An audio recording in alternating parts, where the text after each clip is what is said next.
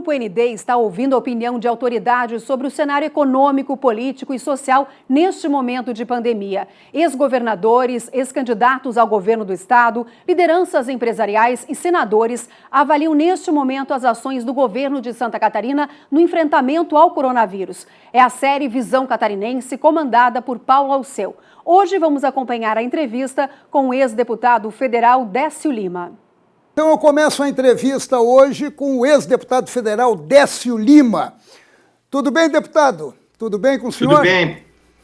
O senhor está em casa, né? Está em casa, está isolado. Mas trabalhando muito. Então eu gostaria de iniciar a nossa entrevista lhe perguntando o seguinte: o que o senhor não faria do que está sendo feito agora no enfrentamento do coronavírus? Bom, Paulo Alceu, primeiro que eu disputei as eleições ao governo de Santa Catarina em 2018. E eu tenho plena convicção que o Estado hoje estaria diferente. Apresentei durante a campanha um programa chamado SUS de Santa Catarina. Operação da saúde pública, reunindo a saúde básica dos municípios, a filantropia, a estrutura do Estado e a estrutura privada. Portanto, nós estaríamos muito mais preparados para enfrentarmos essa crise sanitária. Além disso, do ponto de vista econômico, apresentamos a formulação da experiência exitosa que implantei em Blumenau, chamado Banco do Povo, para gerar e garantir microcrédito para os pequenos empreendedores. O que eu não faria?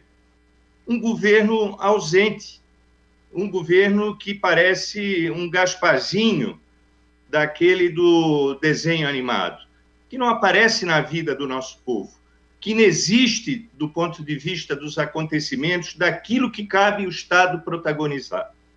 Deputado, o que vem, e a gente está percebendo e já começou a acontecer, é uma crise econômica, com uma recessão fortíssima que não pega só o Brasil, pega o mundo inteiro. E eu gostaria de lhe perguntar e saber do senhor quais as fórmulas mais adequadas para enfrentar essa crise econômica e conseguir ultrapassar esse problema. Bom, nós temos um problema global da economia. Eu acredito que a teoria agora é nos utilizarmos daqueles momentos que o mundo já passou por alguns flagelos, que é uma atitude keynesiana. O Estado tem que ser o motor desse processo econômico. O Estado não tem que ter preocupações com ajuste fiscal. O Estado tem que produzir o processo de gerar as condições e o ambiente para que a economia possa se renovar.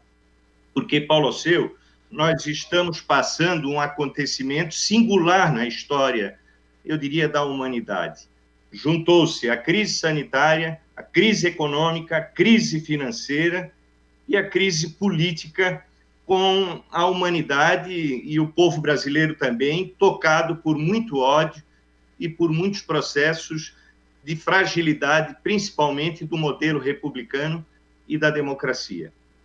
Esse modelo de isolamento o senhor defende ou o senhor tem algumas restrições? Paulo Alceu, proteger as vidas. Nós temos que isolar a população no máximo possível. Não é possível que a gente permita que a vida seja banalizada, como se ela não fosse nada.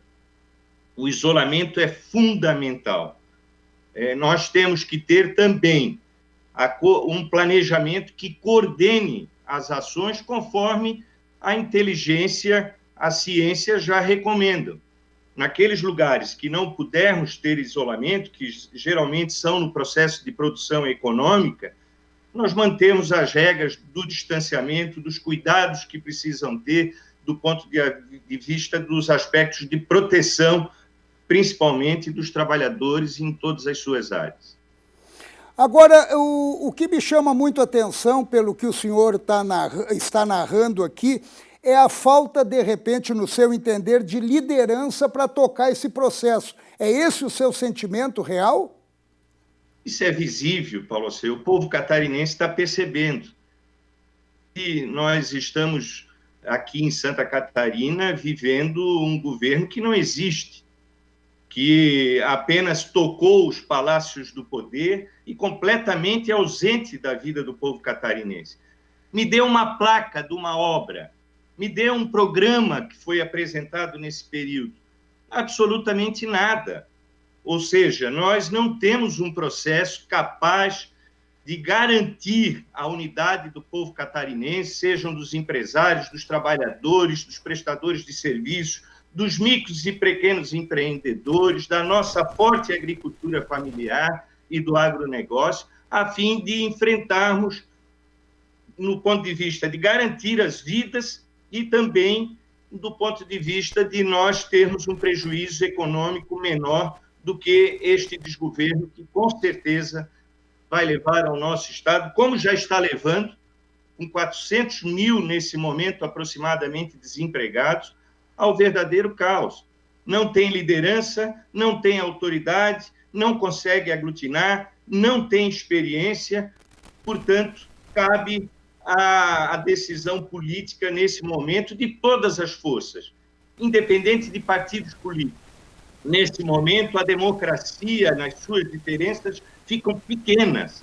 O que é importante é salvar as vidas, garantir a economia e a existência do povo catarinense. E eu queria até terminar a nossa entrevista fazendo uma pergunta relacionada ao que hoje a nossa prioridade, claro, é salvar vidas, a prioridade é preservar vidas dentro desse processo de incerteza e de fragilidade.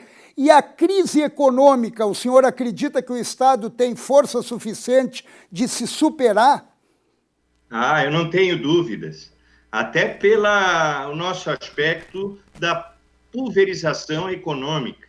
Uma economia regionalizada, com vocações extraordinárias, divididas em pequenos negócios. Olha, Paulo Seu, nós temos hoje perto de 800 mil empreendedores que são considerados micros e pequenos empreendedores. Além disso, as fortes cadeias produtivas, que são grifes brasileiras, nós temos totais condições de superar do ponto de vista da economia, considerando ainda a forte agricultura que nós temos, as commodities que aqui fazem parte do processo econômico e que contribuem com o desenvolvimento do nosso país. Eu não tenho a menor dúvida que nós temos totais condições de superar, mas precisa ter um governo que lidere esse processo. Deputado Décio Lima, eu agradeço muito a sua participação aqui na nossa série e vamos continuar isolados, vamos continuar cuidando da nossa saúde. Um abraço grande para o senhor. Um abraço, Paulo Seu. Importante dizer, Paulo Seu, que nós não podemos perder a solidariedade entre nós todos. Muito obrigado. Solidariedade e união para vencer essa barreira e enfrentar com mais força o coronavírus.